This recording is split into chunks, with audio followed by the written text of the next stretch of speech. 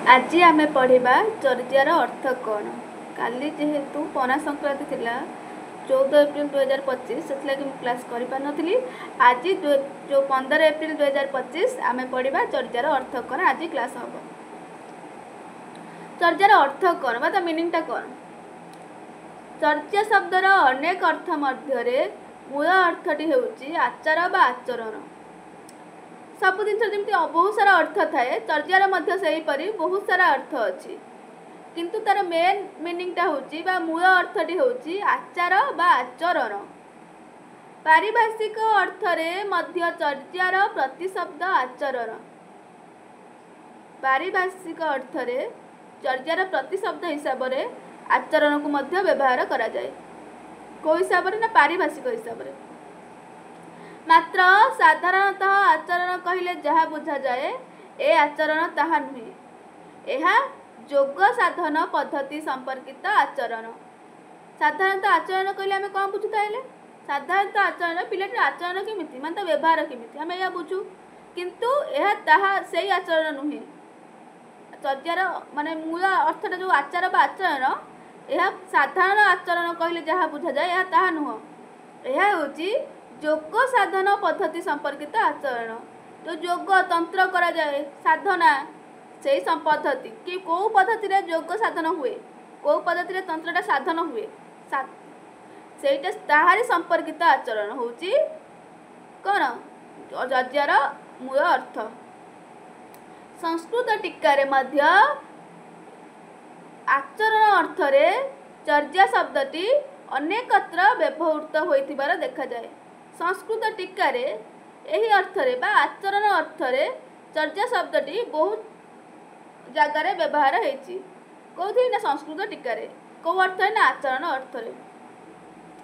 टीका रे कापायिका शब्दर प्रतिशब्द हिसाब रे चर्या धर शब्द को ग्रहण करा जाइथिबारु यह स्पष्ट हुए जे बौद्ध सहजिया साधकंक आचरणीय विधि निषेध हेउची चर्या गीति गुड़िकर प्रतिपाद्य विषय वस्तु।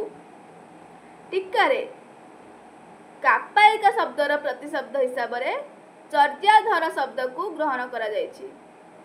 केउ शब्दर प्रतिशब्द हिसाब रे ना कापायिका शब्दर प्रतिशब्द हिसाब रे का को ग्रहण करा जायछि चर्याधर को।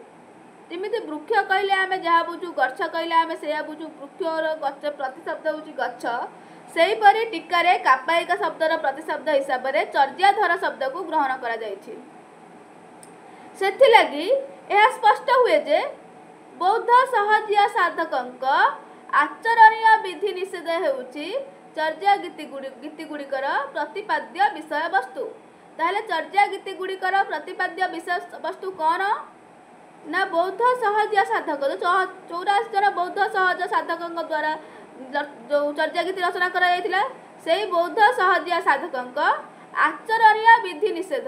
आचरणीय कौ आचरणीय योग साधन पद्धति संपर्कित आचरण तार विधि सब दिन विधि थाए। जमिति आमर मानवसार विधि होची आम सकाळु उठिबा झोटी पकेइबा धया नाली साड़ी पिंधिबा ठाकुर पई मंदा पिठा करिबा सेमिति ये जो योग साधन पद्धति संपर्कित आचरण जो विधि अच्छी तापाई से जो योग साधन करने को माने तंत्र मंत्र जो करती से जो योग साधन ताकू करने को जो विधि थाए सबू से विधि निषेध से जो बौद्ध सहजिया साधक आचरणीय विधि निषेध हेउची चर्या गीति गुड़िकर प्रतिपाद्य विषय वस्तु।